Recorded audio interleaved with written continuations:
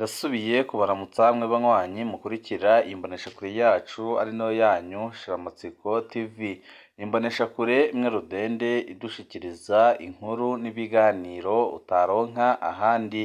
Uyu ni umwanya w'amakuru agezweko ari kuvugwa ngaha mu gihugu c'u Burundi, aho ino mboneshakure yacu ari nayo yanyu Shiramatsiko TV ibategurira amakuru ahambaye cane aba ari kuvugwa mu bisata bitandukanye, aho twibanda cane cane ku makuru aba ari kuvugwa ku gateka kazina muntu, aba ari kuvugwa mu butungane, aba ari kuvugwa mu cibano, aba ari kuvugwa ku mbuga ngurukana bumenyi, aba ari kuvugwa muri politike ndetse n'andi yose ubutegetsi butabushaka ko mumenya, yose turatohoza amaze tukabashikiriza ido n'ido. Tubazaniye amakuru ahambaye cane kandi adahumuriza ari kuvugwa ngaha mu gihugu c'u Burundi, aho abatari bake basaba ko Perezida Evariste Ndayishimiye atanga imihoho, kandi abatari bake bakemeza ko uyu mugambwe uri ku butegetsi CNDD-FDD umaze guta igihugu mu manga, ku buryo benshi bemeza ko igihugu c'u Burundi kidashobora gukira mu gihe kikirongowe na CNDD-FDD. Turabigaruka ko mu idonido ry'aya makuru. Abakongomani bashorera igitoro mu Burundi bari gusahurwa izuba riva.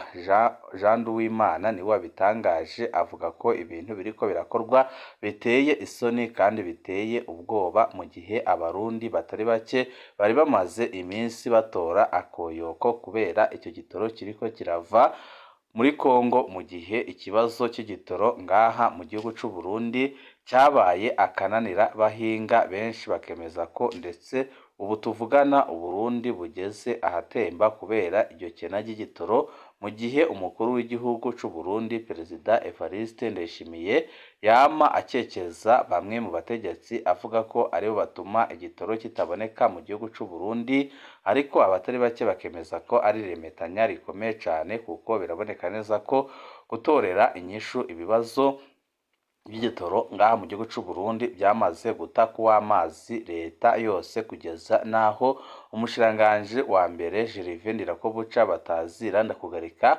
atangaje ikesi imbere y'inama nshingamateka ko rwose inyishu ntayo afise ku kibazo cy'igitoro, ahubwo nyabona akavuga ko bakwiye kubibaza Perezida Evariste Ndayishimiye. Nabyo nyine murabikurikira mu idonido ry'amakuru.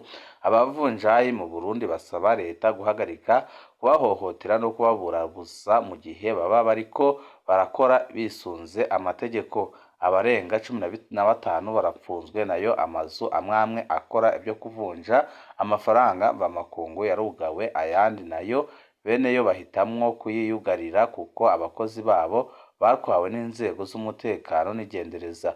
Ni mu gihe idolari rimwe mu Burundi ubu rivunja ayarenga ibihumbi 6,400 by'amafaranga y'amarundi, aho bita kuri marishe ntwari. Ibi byose bikaba byerekana aho ubutunzi bw'igihugu bugeze, kandi bikaza byerekana ko Ndayishimiye ataco ashobora kumarira abarundi, kuko ibi bintu ntibyigeze bibaho n'igihe igihugu c'u Burundi cyari mu ntambara. Ifaranga ry'igihugu ntirigeze rita agaciro nk'uko ryataye agaciro muri no minsi. Ni byinshi twabateguriye tugira ngo tubashikirize, wecu ubusabwa nta kindi, niba ukunda amakuru n'ibiganiro tudahwema gucisha kuri uno muyoboro wa YouTube Shiramatsiko TV, ukaba utarabyonda kuri sabone canke subscribe, byondaho kugira ngo ko dushizeho amakuru n'ibiganiro bene nk'ibi ujye uwa mbere mu gushikirwa nabyo. Byatebye rero amakuru yacu tuyatangurire kuri ino nkuru iri kuvugwa ngaha mu gihugu c'u Burundi ku bavunjayi, aho batorohewe kandi bikaboneka ko ifaranga ry'u Burundi rigiye kubandanya guta agaciro gusumba uko byifashe uyu munsi. Abavunjayi basaba leta guhagarika kubahohotera nk'uko bamaze iminsi babikora.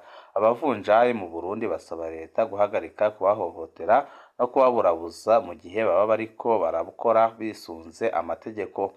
Abarenga 15 barapfunzwe, nayo amazu amwamwe akora ibyo kuvunja amafaranga amakungu yarugawe, ayandi nayo beneyo bahitamwo kuyiyugarira kuko abakozi babo batwawe n'inzego z'umutekano n'igendereza.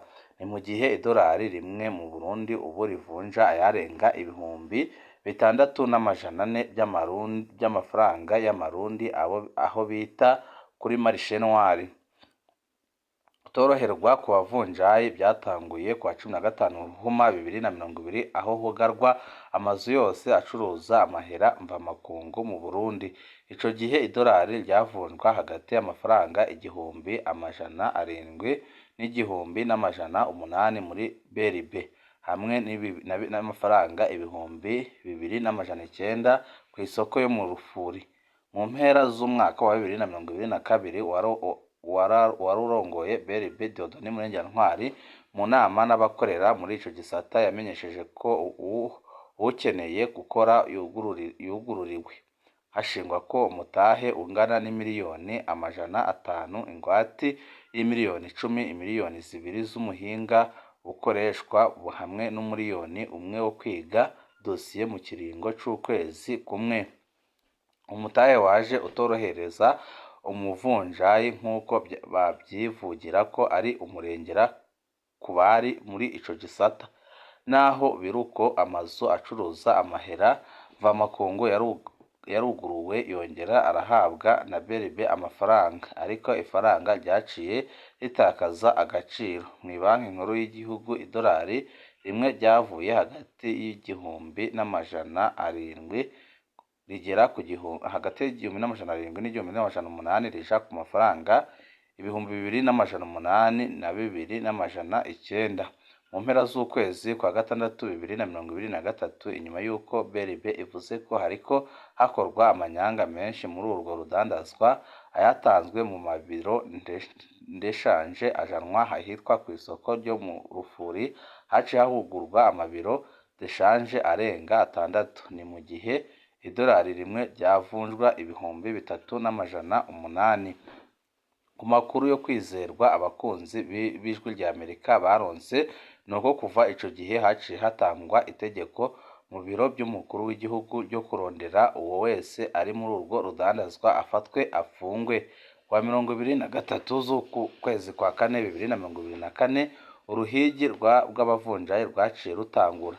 Idolari rimwe ryari rigeze ku 5,300. Abavunjayi 9 barafashwe, 6 baca binjizwa impimba. Kwa 24 z'uku kwezi muri Forex abagenzi iri kwibarabara Aveni haba abakiriya, abakozi n'ibyari indani byose byarafashwe bijanwa mwigendereza. Muri iteka Forex hafashwe abashika 5. Biro yitwa Funga Briki yo yaciye yigwaririra inyuma yo gutwarwa abakozi bayo 3. Uruhigi rukomeye rurabandanya mu gisagara ca Bujumbura aho wikezwe wese aca afatwa rigendereza agafungwa hadasizwe inyuma. Uwo wese arifatanywe mu mufuko wese ahita afatwa agapfungwa. N'urirungikiwe n'uwiwe ari mu makungu afashwe aca atwarwa n'ingendereza. Abavunjayi bose twavuganye banse gutanga amajwi yabo bavuga ko batabona uko bigiye kumera mu gihe baburabuzwa n'ubundi idolari rikabandanya guduga cane kandi ifaranga ry'u Burundi rikabandanya guta agaciro. Abadandaza barangurira hanze y'igihugu bavuga ko bariko bacuruza ibyo bafise bihere barindire barabe iyo bitera bisha ngo ntibobandanya bakorera guhomba.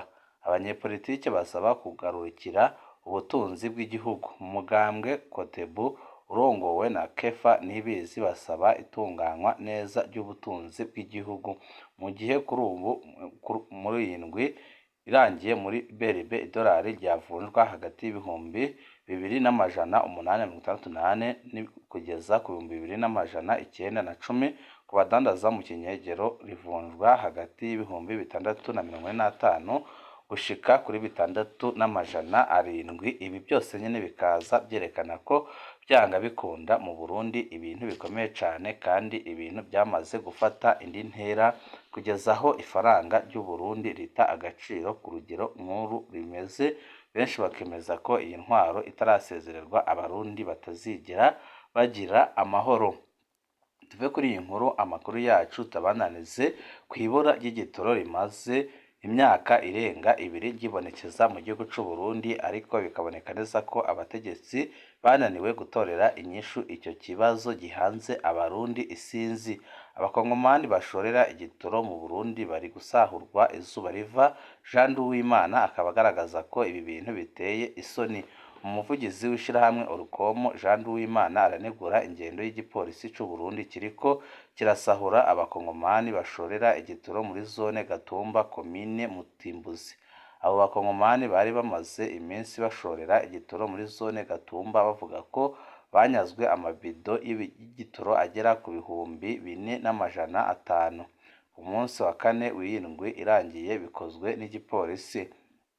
Nyuma yaho mu gihugu c'u Burundi hibonekeje ikibazo cy'igitoro mbere kigiye kumara imyaka 2. Abanyagihugu bava muri Kongo bamaze iminsi bashorera igitoro cabo mu komine Mutimbuzi zone Gatumba, kandi ico gitoro kikaba cari kimaze iminsi gifasha abatari bake mu Burundi kuko bakironka byoroshe. Ubona ko muri Kongo igitoro atari ikibazo, kuko muri Kongo ho byanze bikunze indongozi zabo zikora ibishoboka byose kugira ngo abanyagihugu boroherwe. Ariko kuri uyu wa 4 turarangije, abo banyagihugu bavuga ko bambuwe n'abo bapolisi b'uru Burundi bakorera muri ako gace amabedo y'igitoro agera ku 45,000, kandi bari baje gufasha abarundi kugira baronke igitoro byoroshe. Abo bakongomani bagasabwa gutanga 100,000 by'abaje kugira bamenyekane hamwe n'ibihumbi 10 by'ikibanza.